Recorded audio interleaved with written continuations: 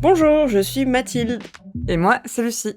Vous écoutez Garçon, le podcast qui interroge les hommes sur leur rapport à la masculinité. Enfin, un petit échantillon d'hommes, autrement dit, nos potes. Avec Lucie, on s'interroge beaucoup sur la notion de genre. Et d'une certaine manière, nos amis masculins aussi. Beaucoup d'entre eux portent du vernis ou des robes. On a l'impression qu'ils ont envie de déconstruire le mythe de la virilité. Lucie est donc allée voir chacun d'entre eux un questionnaire sous le bras. Entre les silences et les éclats de rire, ils ont parlé de sexualité, d'amitié, mais aussi de d'idoles, d'un groupe mythique et de malédiction. Bonne écoute.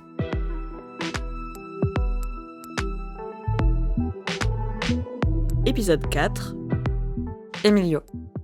J'étais très heureuse quand il a accepté de participer à ce projet.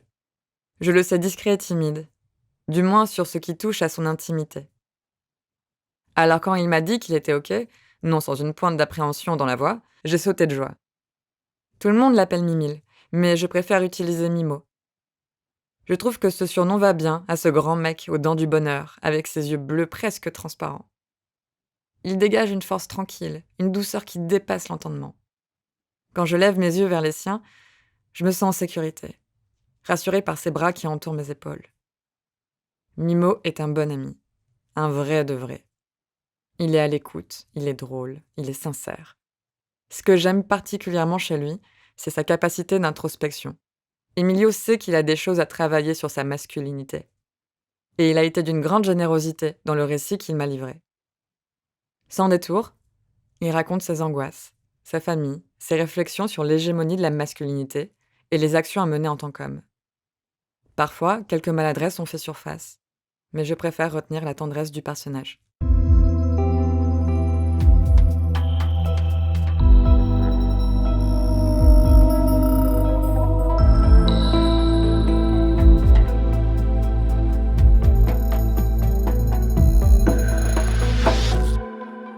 La masculinité, c'est... je sais pas si je peux vraiment y répondre à cette question.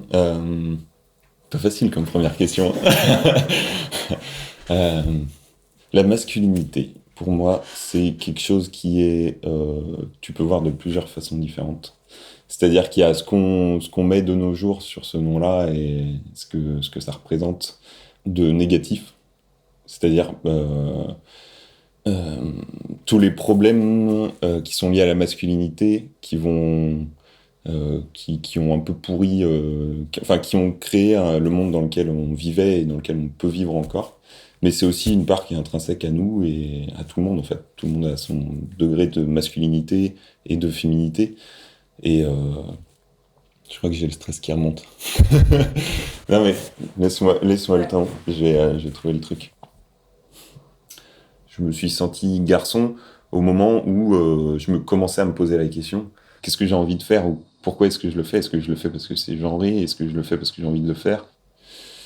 Je me suis beaucoup posé la question qu'est-ce que j'ai envie d'être dans ma masculinité, entre guillemets. C'est-à-dire, j'ai pas envie de me cacher de choses qui me représentent moi, en fait, qui sont intrinsèques à moi et qui sont ma façon de vivre. J'aime bien réparer, mais est-ce que cette... bien aimer réparer, est-ce que c'est pas aussi quelque chose que j'ai appris, tu vois, par le passé, dans mon éducation ? Parce que on a éduqué les hommes à savoir entretenir leur maison en termes de bricolage, je parle pas de ménage, en termes de bricolage, voilà, ces choses-là.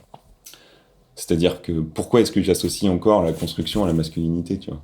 Concrètement, ok, tu veux réparer une fuite de plomberie. Tout bonnement. En fait, j'ai pas une passion pour la brasure... métal, tu vois, qu'il faut savoir faire. Du coup, la masculinité, c'est construire et être capable de... Non, c'est pas que ça. C'est vrai, mais c'est parce que je pense que je me suis beaucoup posé la question là-dessus, donc c'est ça qui m'est venu en premier. C'est aussi quel est ton rapport aux autres. Moi, en tout cas, les fois où je me suis beaucoup posé la question, enfin, où ça m'a travaillé, ça va être sur danser, tout simplement. Comment est-ce que j'ai envie de danser ? Qu'est-ce que j'ai pu me refuser aussi de danser ? Moi, j'ai été complexé par mes pieds aussi, qui étaient trop grands, et j'ai toujours été assez maladroit, en général, avec mon corps, ça s'améliore. Et du coup, j'écrase beaucoup les pieds, surtout quand je danse avec quelqu'un qui est en face de moi, ça dépend de la danse, tu vois.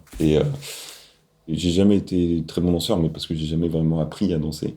Et du coup, mon rapport de moi, quand je danse et le regard que peuvent avoir les autres dans ma manière de danser, en fait, j'ai dû le combattre un peu pour me sentir à l'aise de danser comme je voulais. Pour moi, c'est un vrai truc qui est lié à moi, ma vision de ma masculinité et surtout le regard que les autres peuvent avoir sur ma masculinité, entre guillemets. Parce que j'aime avoir une danse qui n'est pas virile, qui n'est pas... Voilà. En fait, je crois que quand j'aime danser, ce que j'aime, c'est la fluidité du corps, le fait qu'il soit souple. Et c'est ça que j'ai envie de faire, même si je suis maladroit de base, en fait. Et je m'en fous de ça. Sauf que du coup, j'ai vraiment l'impression d'être un grand dadais qui essaye de se mouvoir, tu vois. Et pourtant, dans notre groupe d'amis, en tout cas, tout le monde danse de manière très étrange. Enfin, j'ai l'impression que personne prend ça au sérieux. Et c'est pour ça que je passe mes meilleures soirées avec vous, tu vois, et que justement, c'est pas dans ces moments-là que je me pose la question. C'est dans quel moment? C'était plus quand j'étais plus jeune aussi. Maintenant, je m'en fous vraiment. Je suis en accord avec moi-même, si tu veux. C'est-à-dire que je vais peut-être y penser, mais en fait, je m'en fous et j'ai accepté le fait de vouloir danser comme je voulais, en acceptant que peut-être d'autres puissent me regarder particulièrement ou quoi, tu vois. Je trouve ça excellent de se libérer et de faire, tu vois, ce que tu veux avec ton corps et en plus avec la musique, tu as cette vibration qui est incroyable, qui te transporte, c'est un lâcher prise énorme. Après des soirées comme ça, en général, t'es tout détendu de toute la tension que t'avais pu avoir et tout. Et ça, c'est trop bien.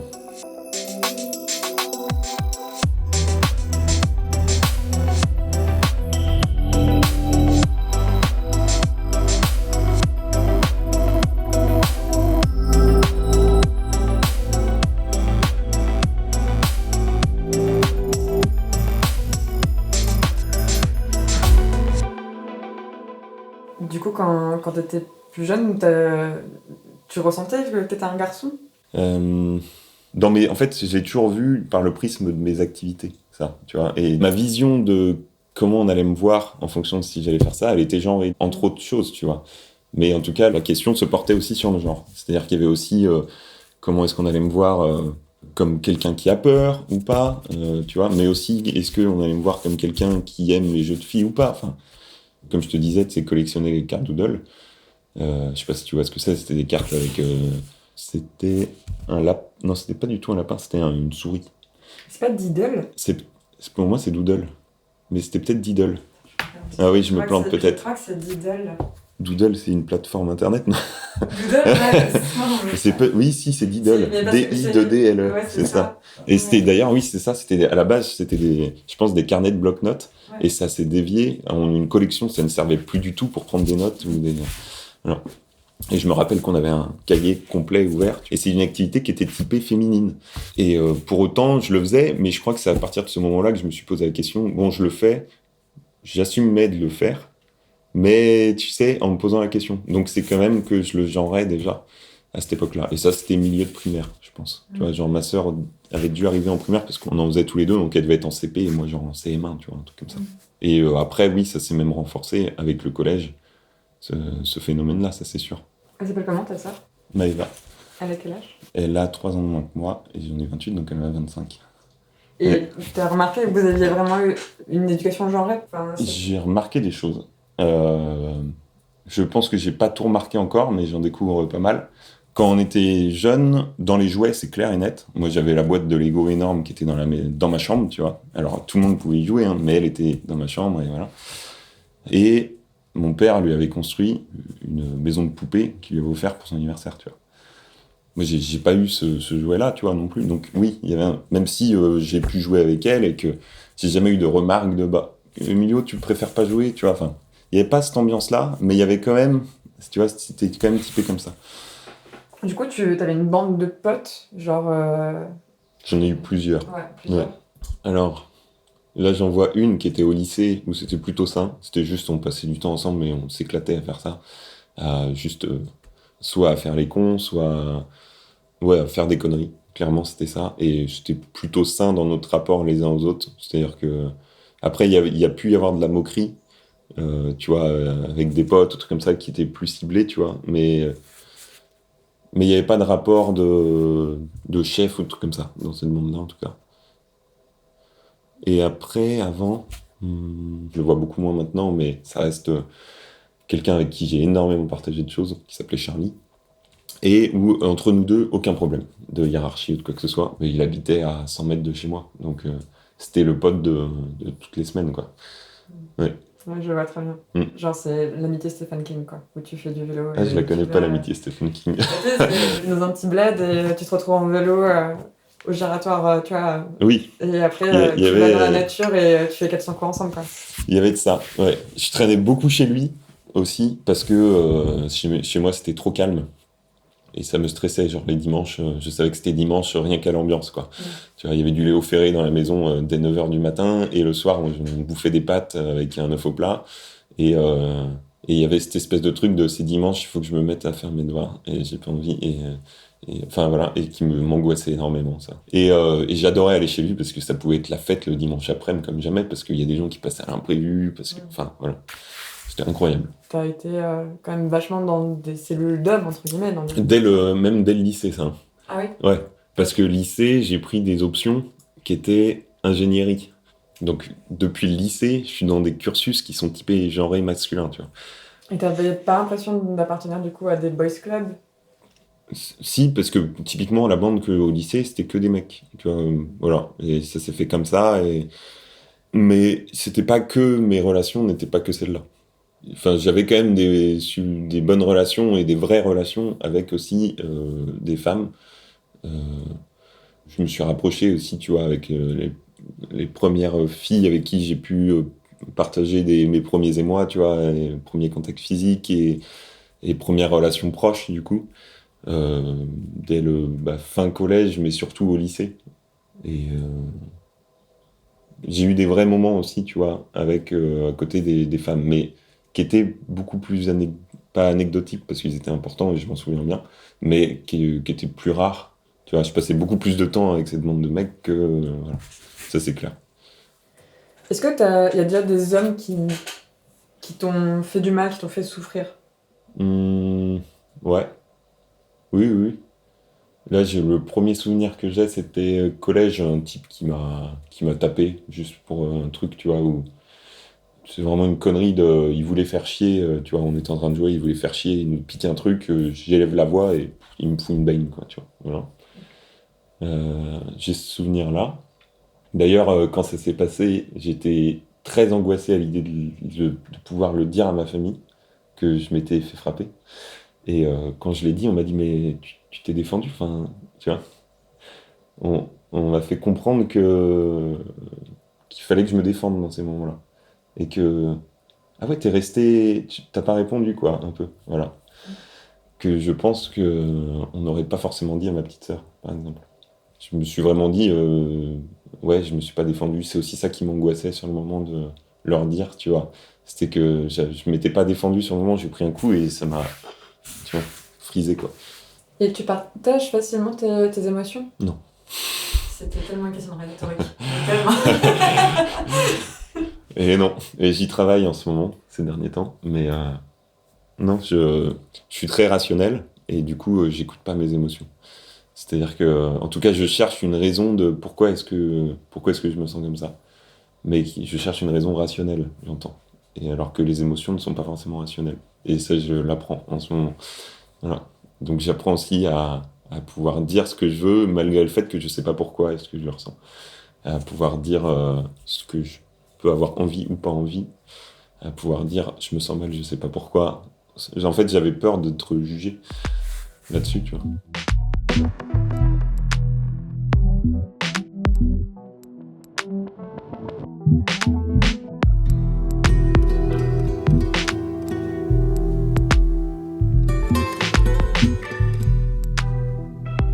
Est-ce que tu as conscience des privilèges que tu as en tant qu'homme?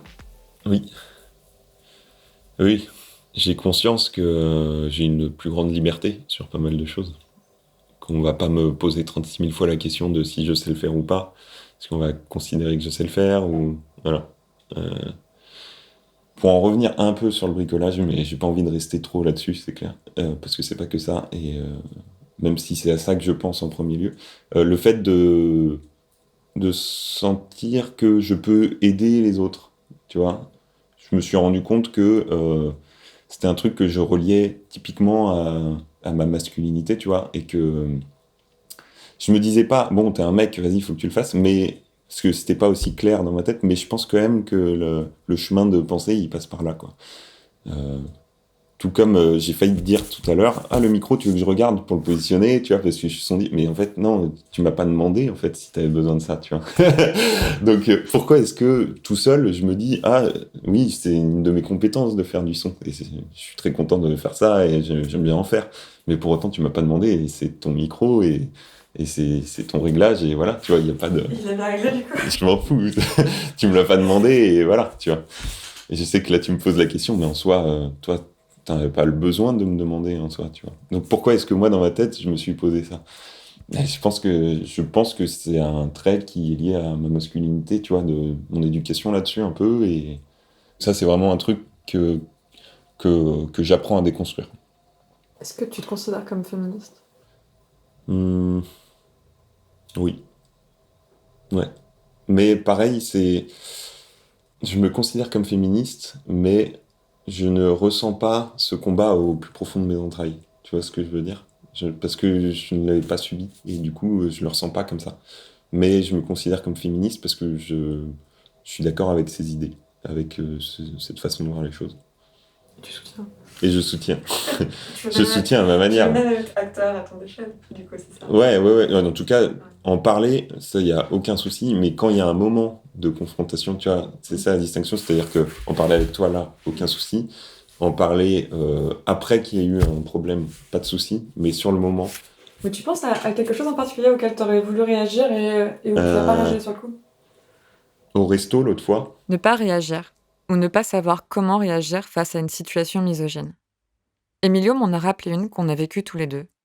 On était au restaurant et les serveurs s'étaient amusés de mon régime alimentaire. Des blagues, qui ont progressivement viré à du harcèlement. Et ce, jusque dans l'addition, où j'ai dû payer plus cher que ce que j'avais consommé. Jusque-là, je n'avais jamais remarqué le caractère sexiste de cet événement. Mais pour Emilio, en revanche, c'était très clair. Je pense pas qu'il se serait permis d'agir comme ça aussi longtemps si ça avait été un homme à ta place. Du coup, ça m'a saoulé que en fait, ça dure dans le temps, parce qu'au début, moi, j'ai trouvé ça vachement rigolo. Et puis au bout d'un moment, toi, tu l'exprimais que ça n'allait pas, tu vois. Mais sur le moment, toi, t'avais juste envie que ça s'arrête, mais avec ta façon de réagir, tu vois. Et eux n'ont pas arrêté, tu vois. Mais personne ne leur a dit, il faut arrêter maintenant. Et c'est ça qui m'a fait chier, ouais. Peut-être que à ce moment, t'aurais juste dit, bon, vous voyez bien, elle en a marre. Ouais. Mais je savais pas comment le formuler. Le formuler. Ouais, T'as vu ? Et je savais pas si toi, t'avais envie que ça s'arrête. Après coup, j'ai l'impression que c'était plutôt clair que t'avais envie que ça s'arrête. On est d'accord ? Oui. Ouais. Mais du coup, pourquoi est-ce que je me posais cette question-là alors que c'était plutôt clair ? Tu vois, si après coup, ça me paraît clair, c'est que sur le moment, j'ai préféré me mettre un voile devant les yeux, en mode, bon, je sais pas, ça la saoule un peu, mais en même temps, elle a le sourire. Et ça passe, tu vois, peut-être que, voilà, c'est un truc où, sur le moment, ça te saoule, mais après, tu passes à autre chose, alors qu'en fait, non, des fois, ça vaut le coup de s'arrêter aussi, et de se dire, bon, qu'est-ce qu'on fait, du coup ? Est-ce qu'on part du resto ? Est-ce qu'on fait Lucie ? Et ça te saoule, on peut peut-être le dire à plusieurs, enfin, tu vois, d'ouvrir cette discussion, et je trouve qu'on l'a pas vraiment eu, et je crois que c'est ça qui m'a le plus... La prochaine fois, faut demander. Mais c'est drôle parce que c'est une Je crois que c'est ça, c'est te demander à toi qu'on aurait dû faire. Lucie, est-ce que tu veux qu'on arrête, tu vois ? Et voilà. Tu m'avais demandé. Et à la fin. Ça va. Ouais. Pas pour la même histoire, du coup, c'était plus pour l'histoire de la note. Ouais. Où là, je t'ai demandé, mais est-ce que tu veux qu'on y retourne ? Ouais, c'est ça. Ouais. Et après, oui, mais moi, ça m'a fait du bien parce que du coup, j'ai senti que vous aviez vu le problème en fait avec moi. Et du coup, j'étais pas toute seule dans ce truc-là et ça m'a permis de passer à autre chose. Et même si j'ai décidé de rien faire, au moins je savais que j'étais soutenue par vous. Et ça, c'est le plus important. C'est le plus important parce que après, il y a aussi la déformation de vouloir à tout prix faire quelque chose là où alors que la personne concernée ne veut pas, quoi. Donc c'est demander en fait. C'est pas forcément agir pour l'autre, c'est demander. Ouais, c'est ça. Ouais. On est totalement sortis de...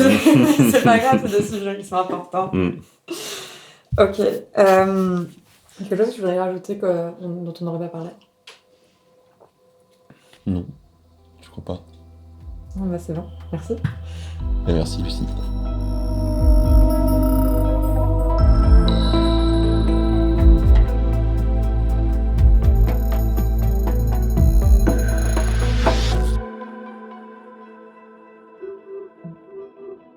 Vous venez d'écouter Emilio pour le podcast Garçon.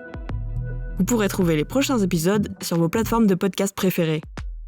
Garçon est un podcast réalisé par Mathilde Cartineau et Lucie Végère, avec une musique originale de Pierre Lantignac et Romain Roy. Si cet épisode vous a plu, n'hésitez pas à le partager avec votre père biologique. Merci et à bientôt.